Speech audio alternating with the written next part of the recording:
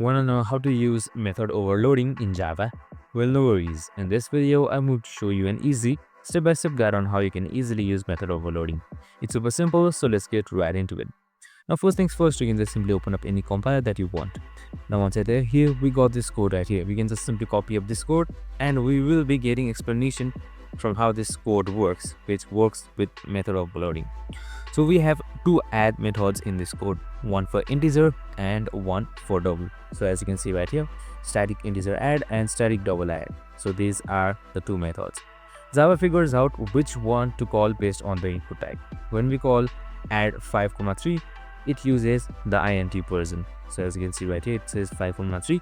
So when we call 2.5 and 3.5, it uses the double function, where same method name and different parameter types, which leads to overload. And that's it.